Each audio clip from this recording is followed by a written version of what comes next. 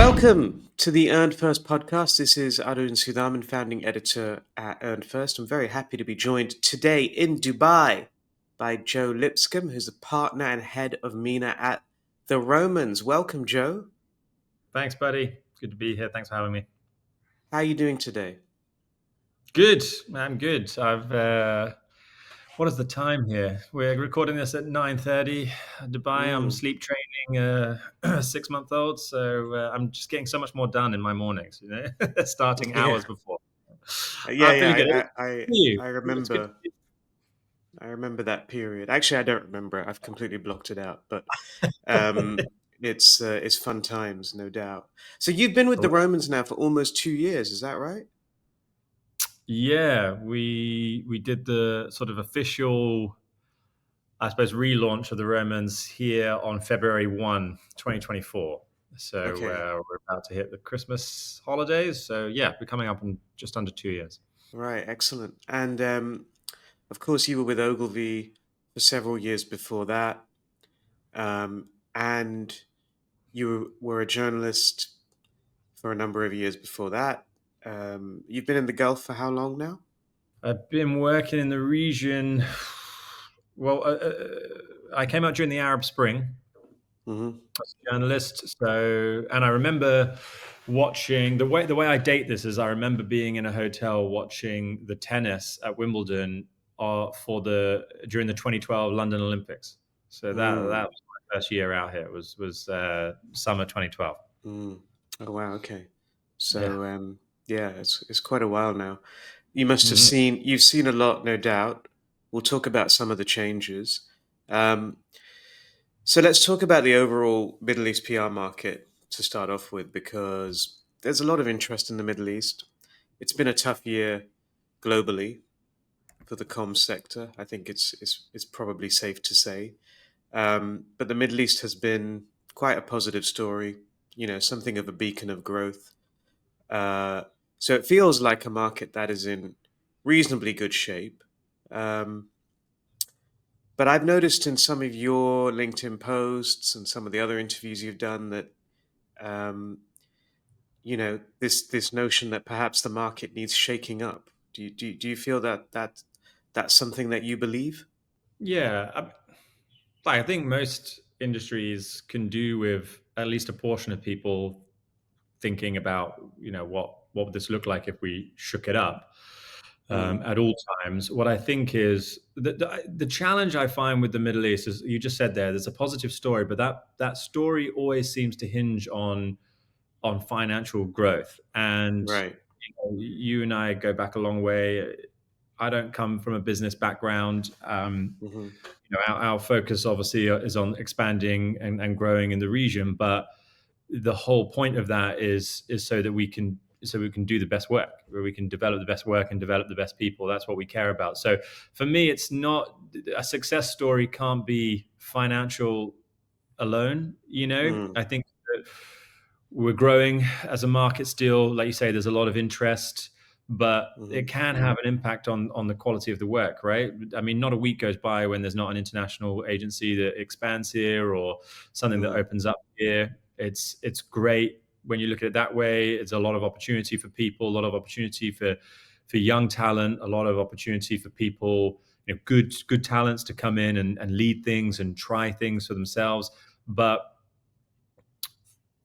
it does mean I think there needs to be a much more direct focus on what we're producing. There needs to mm, be a lot more conversation around the quality of the work that we produce and the work that comes out of the region from a PR perspective, right? Because I think that hmm. creatively the region has really grown and really established itself on the global Mm, level in recent years. I think that's fair to say.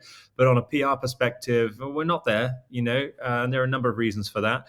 And so when I talk about the success story you talk about from a growth perspective and financial perspective, I think that's fantastic. That for me just creates the platform. That gives us the mm, opportunity to experiment a little bit, to attract different types of talent, to try new things. There's great homegrown brands that are coming up here that want to try new things.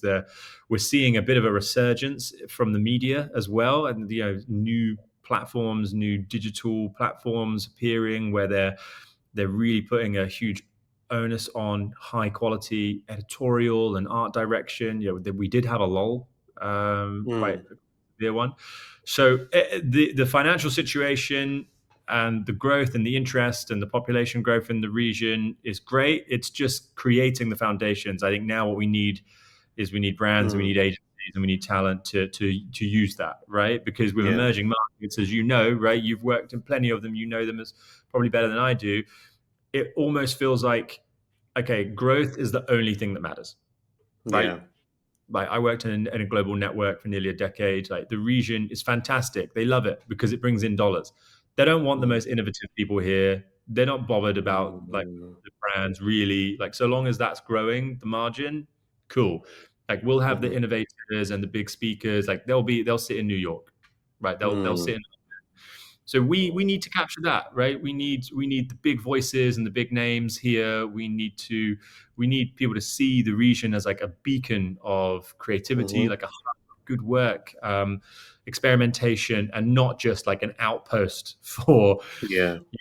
for margin. That's the crucial thing. So Yeah. that's when I say I think it could do with shaking up. Yeah. Yeah, I couldn't agree with you more. I think from a creative perspective, certainly in terms of the PR work, it is seen as perhaps a little bit conservative in terms of the work that's produced, perhaps the risks that are being taken. The Romans, of course, has a reputation for being quite a risk-taking consultancy, for being quite disruptive from a Mhm. creative perspective. How do you get that to work in this region? Because it's not always that easy as just opening your doors and suddenly you're able to produce breakthrough work. You've got to, I presume, persuade clients one at a time. I thought that. I thought Mm. that, and a lot of the feedback when we were talking about establishing the Romans here from within the market was that, from our peers, was that honestly, Aaron, it hasn't been the case. The like clients are crying out for it. I thought Mm. we'd spend maybe 18 months. Look, provocation looks different to everyone, right? The idea was never that we would take a campaign that works well in London and like bring it here and say, hey, it works, like just take it. That was never the Hmm. intention. And so I spent a long time with the founder and CEO Joe Mackay Sinclair talking about what is the agency going to look like here. It's not going to be a diluted version. It's not going to be a copy paste. We wanted to build something from scratch. We wanted to lean on the principles of what the Romans is, right? It's best work, best people.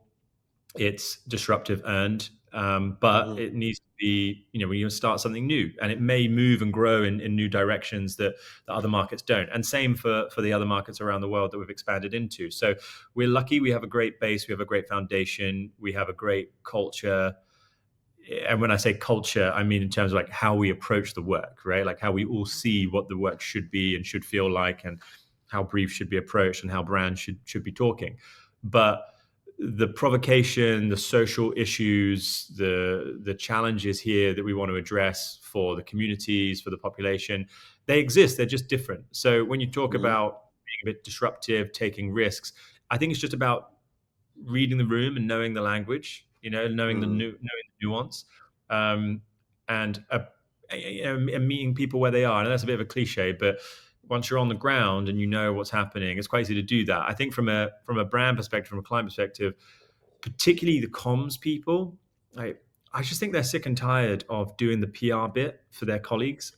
I think those Hmm. days are gone. And when I speak to them, and obviously I spent the first 6 months, of the Romans just having conversations. Really, I was expecting kind of what you said there. I was expecting a big sell from my end, but it wasn't really like that. It was more like we've kind of been waiting for this. And so Hmm. what I think is agencies, they're not. I think because maybe I just think there's a bit of a disconnect. I don't think they're coming with big ownable ideas. I don't think they're conceptualizing. I don't think they're bringing work to their clients because they assume that there's going to be no risk. They assume there's going to be no appetite. They assume like there's a big day to day to be done. Like just Hmm. get the rules out the door and off you go. But on the contrary, I found that they're sort of saying, well, we want to lead big ideas, right? The Hmm. the future of creativity, I think, lives within PR, because I think we understand influence best, we understand social best, we understand culture best, we understand storytelling best. We're very rapid, we move quickly, we can get things done on a shoestring. Like, it's kind of perfect. So you just need some agencies. I would say brave enough. I think that's a bit unfair, but you just need some agencies that are going Mm, to commit to that idea. And it's not all agencies, right? I mean, you mm, know, platform, you know it. Comms is so vast. Like, there are agencies mm, and consultancies that are there to direct on, national mandates, and like they'll never kind of touch upon what we do, and vice versa. But in our space, I think disruptive, culture first comms and like mm, creative and work, clients are just sitting there being like, just tell me how. That's what we've yeah. found. That's what we've found. Do you think this is related at all to, increasing localization as well? And I guess, it's a young region, so we do have this kind of new generation coming through.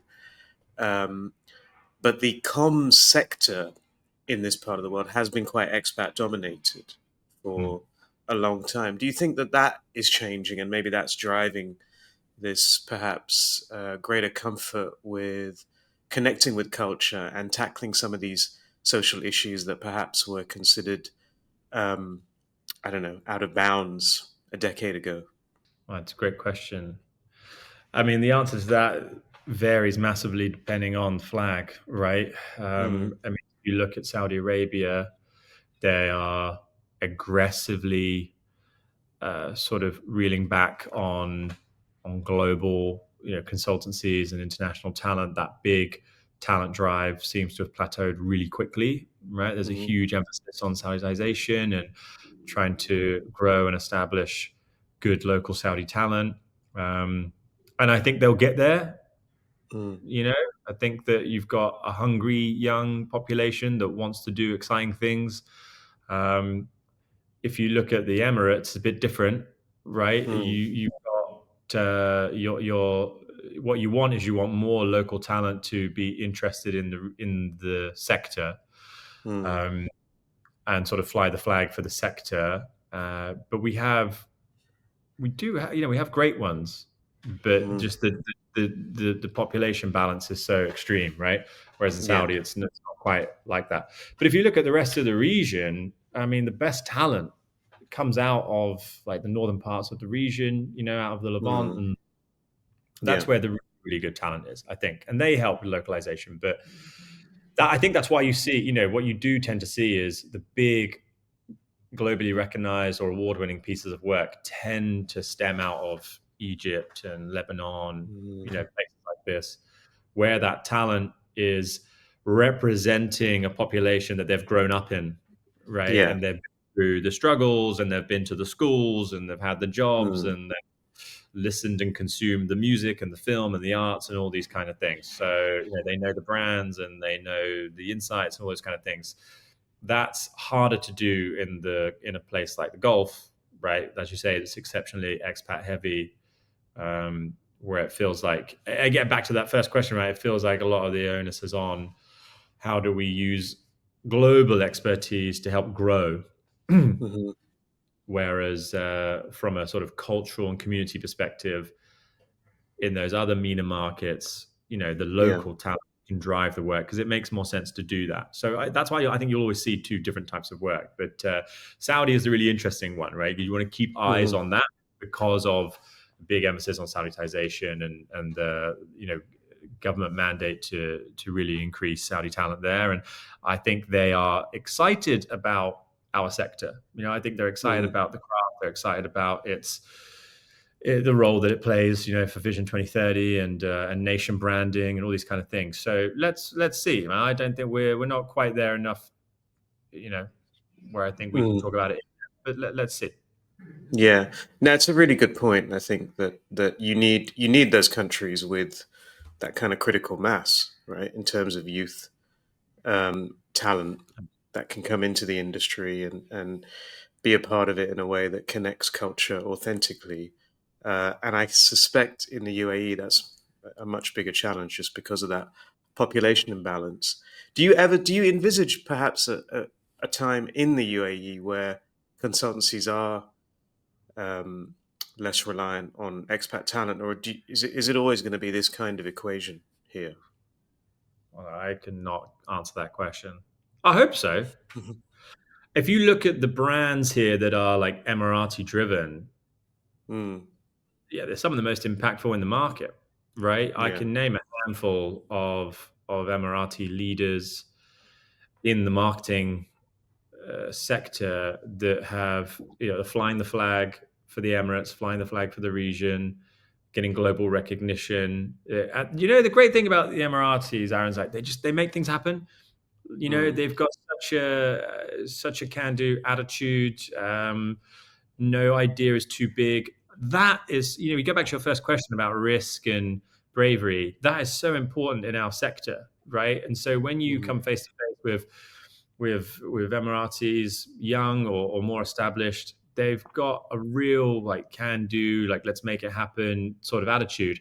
I think if you blend that with global creative talent, then you start mm, to see really, really exciting work, right? When you give the yeah. exposure of global, it's my doorbell, excuse me.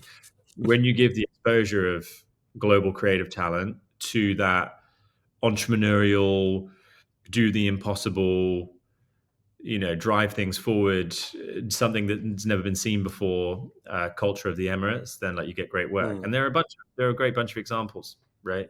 Driven yeah. by really strong local talent. So I'd like to hope that what I'd love, I mean, really ideally what you'd love to see the Emirati population sort of penetrate the agency landscape a little bit more. Yeah. That would be awesome, right? That would be Yeah. awesome. Um, Mm, and there are a couple that are sort of built locally that do good, mhm, exciting things. But that critical mass you talk about, I can't answer that question, but that would be great. I'd yeah. love to see. So you mentioned how there's so many PR firms flocking to the Middle East. Um, I can think of so many over the past 2 years that have opened up here. It's not. I mean, most of the global networks are here already, but it's kind of that tier below. I think where we've seen a lot Mm. of um, of expansion. Of course, the Romans is one of them as well.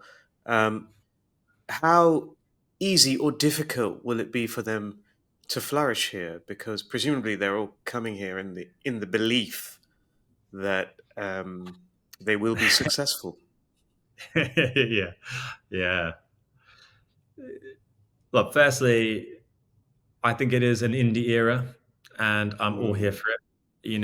The big multinationals brought the big legacy networks with them, and they've sort of sat comfortably ever since, for decades, really embedded in the major multinational companies, the big, FMCG companies and the auto companies and all this kind of stuff. But I think now the market has shown that it really gets the industry, and mm, it knows how to use agencies a little bit better, and it wants to create good work without the fuss, and it wants to create good work with people that are passionate and can move quickly. And that's really exciting, right? That's, I think, why we've been able to flourish so early. That's a really good thing. The question about, like, will they flourish? I think everyone, it's a very tough market to operate in. It's a very tough market to operate in. You need to be cash backed. That is very important. It's expensive to start here. It's mm, expensive to establish yourself. Payment terms vary here in the region. There's so many different business cultures. People talk about like the great diversity of the region, and that is something that is so exciting about it. But that comes with like a lot of varied business cultures, right? They do things in mm, different ways. Some are very still like who you know. Some business is done, almost exclusively through WhatsApp. Some is done exclusively through procurement portals. Some is done in the Majlis, right? Some is done over coffee. So you have to have good exposure to all of those things. You can't just sort of appear and position yourself and expect business to come to you. You've really got to hustle, and you've got to get in with people, and you've got to have expertise. You've got to have really good, I think, financial expertise, legal mm, expertise, just to understand how the region operates. Because it's not that that's a hindrance to growing your business, but it's very time consuming. And I think that that's what people don't understand. You come into Mm, the market and there's a lot to be done to just establish your business, and get yourself in a good mm, place. Um, so that's one of the biggest challenges. I don't know if you saw it, but Nick Walsh, a former colleague of mine, good friend of mine, been at WPP for decades. He came through geometry and was running VML for a while. He recently just left WPP, started a company called Migrate, which is literally designed to bring the best global indie agencies into the region, help scale them, mm, take care of that difficult sort of establishing sort of section, introduce them to key people, get them, all compliant. He's built that agency specifically, like that company specifically mm, for that, because he knows that that's a major challenge. And people appear here like kind of like the old gold rush, right? In California, like they appear with their briefcases and a hat, and they're like, right, like where's the gold? It just doesn't. It's just not the way the region is anymore. It's competitive, it's established, it has standards, and if you're not prepared and you don't have that knowledge or that insight, you're gonna struggle. yeah, that's a very interesting point. Um, you had also mentioned the importance of being part of culture here, being, I guess, being culture first. Mm. Um, and how does that actually happen in this part of the world? Because, like you said, there's multiple cultures, Yeah. um, but and then there are firms that maybe are not always staffed with people that have grown up here. So, how much of a challenge is that for firms It's the and for best. brands, actually? Yeah, it's the best kind of challenge. Yeah, it's the best kind of challenge. Mm, I love that. Because if you take the UAE as an example, culturally, it's so diverse that something might land in Satwa that won't even make its way down Sheikh Zayed Road, let alone nationwide. Right? You see great campaigns in certain parts of the world that are like nationwide hits. That's just impossible here. It's almost mm, like neighborhood by neighborhood, and so the fun thing is it's kind of weird. I spent almost a decade with Ogilvy. The first 6 months with the Romans here, where we didn't have an office, we're just working around the city. I learned more about the place I live in those 6 months than I had in the previous 10 years. mm, I was seeing where people wow. are, like where they eat, what they do, what they talk about. You've got to be really active, and you've got to get Mm, around, and you've got to see people right in the flesh, because everyone here is like they're consuming their news from different places. Their algorithms are completely different. They live like different digital lives, and mm, and because we don't have the sort of traditional like city center, that mhm, cross that sort of cross cultural, sort of accidental cultural sort of collisions don't happen as much. So you've got to have quite a lot of intent when you go out and see what's happening there, and get into the neighborhoods and get into the communities and figure out like what makes them tick, and who's there. And those shift by the year, right? As you would have seen over the years, those shift by the year as well. So that for me is just an extra fun challenge, right? Like we started working with a brand. I don't know if I can mention that just yet, but it's kind of like it's an international brand, but they operate like it's a very consumer, like a very broad consumer brand. Um, and the strategies are neighborhood by neighborhood, right? They're not like nation wow. nation strategies. Like they are neighborhood by neighborhood. Like in this Yeah. neighborhood, what are we going to do? How do we turn up? And how do we speak to people? And who are those people? And what do they eat? And where do they hang out? Right? And where do they Mm, work? And you travel like a mile and a half, and it's a whole new strategy, right? It's a whole new mm, plan. It's a whole new playbook. So that cultural challenge to me is fascinating. I don't think many people get it. I don't think many mm, people have done it well. And that is not a criticism. It's a very tricky place to do it. But I really feel like, yeah, we overuse this terminology of like culture first, and mm, being part of culture, or moving at the speed of culture, or whatever stuff we come out with in this industry. Um, but it's doable, and I think that's why you're seeing mm, like now you're seeing like the rise of Saudi culture, right? They've got an opportunity mm, to to showcase who they are to the world, right? Like the eyes of the world are on Saudi, and there are varying filters on what those eyes see and how they perceive that nation. But what's true is there's a young population there that is seeing their moment to display like their Saudi to the world from an arts perspective, a music perspective, a film and a drama and a food and a business and innovation perspective. And I think now, brands are on that, and I think that agencies are on that, and I think you see more and more work come through that is like driven from Saudi culture. Mm. You can see the impact of being culture first. You can see the impact that has, because you've almost sort of communicated a completely different type of Saudi to the world Mm. in like the last 2-3 years, even, right? Yeah. Driven by young, creative people, women. Like it's just small things, right? Nuance of language, nuance of clothing, of fashion. Like these things for me, like these are points that are culture first, right? Good Yeah. campaigns, good exposure to people and artists, when maybe traditionally other parts of the world assume that, like, you know all women in Mm. Saudi are fully veiled head to toe, right? And then suddenly you Mm. see like a campaign where you've got like a young artist or a boxer or whatever, and what I love about them as well is like how they blend like global trends and global brands, right? So you got this like like the Saudi green, like infiltrates like global brands and products, and like they create like fresh things like a super Saudi. I really like that. Like Mm. there's a lot of national pride in that you don't Mhm. see.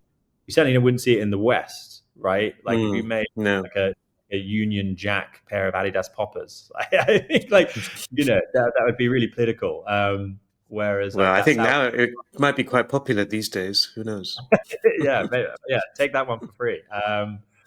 But that you see that like that's all like Saudi cultural touch and national pride like blend into global brands and sectors and activities and sports and arts and things. They really love it. It's a really fun way to express Saudi pride and Saudi culture. So yeah, Yeah. that cultural question that's a minefield, but it's a really fun challenge. I love that challenge. I love putting that to the team, and trying to figure out what that is and what that looks like, because it is so different in the golf than it is anywhere else in the Yeah. world.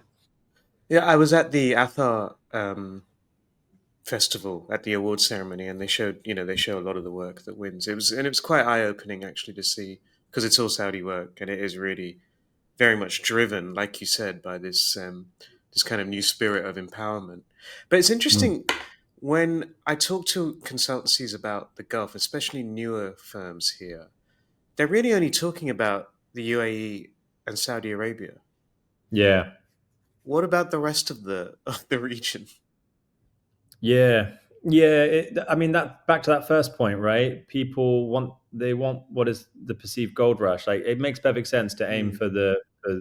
for the financial hubs, but from a talent perspective, our whole Mm. right at the Romans, the thing that's most important to us is best people, best work. Those are the two things. Mm. Nothing's more important than that. Like we get that right, and like revenue follows. And yeah, we're growing the business, and growth is very important, but it is a secondary conversation for us, and that helps us work with the best clients. It helps us attract the best talent, and it helps us do work that no one else is doing. And that's all we want as an agency. We're not much more complex than that.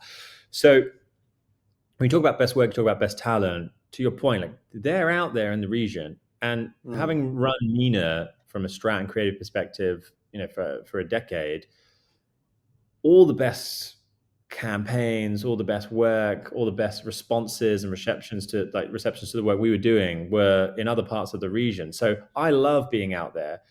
I, you Mm. know, I think there needs to be more of an onus on that.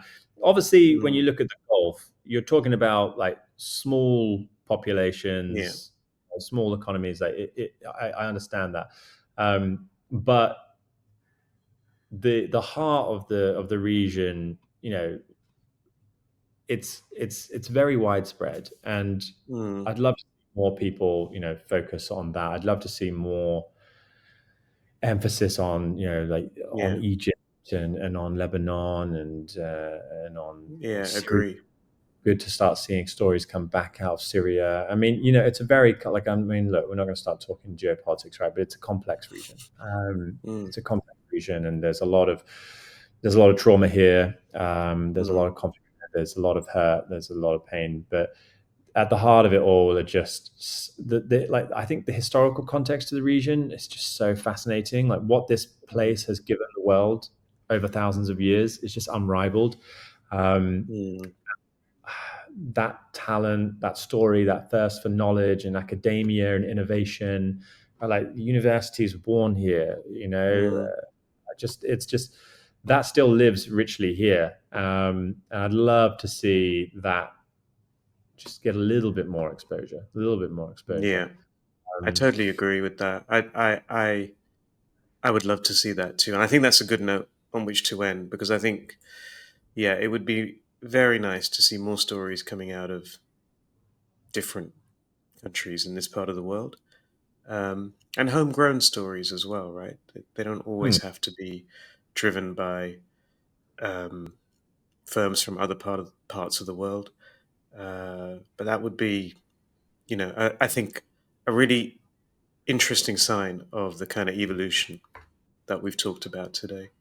So, Joe, thank you so much you're for your welcome, buddy. time. And look, I just want to say congrats on what you're doing. I love the work. The Earn First platform is brilliant, and we need it. We're a super competitive industry with a lot of good stories, and I really appreciate what you're doing, man. Keep it up. Thank you. Much appreciated. This region's keeping me busy. There's a lot of news, it seems, at the moment. So, yeah, long may that continue as well. Thanks Exactly. very much. Yeah, no problem, buddy. Thanks a ton.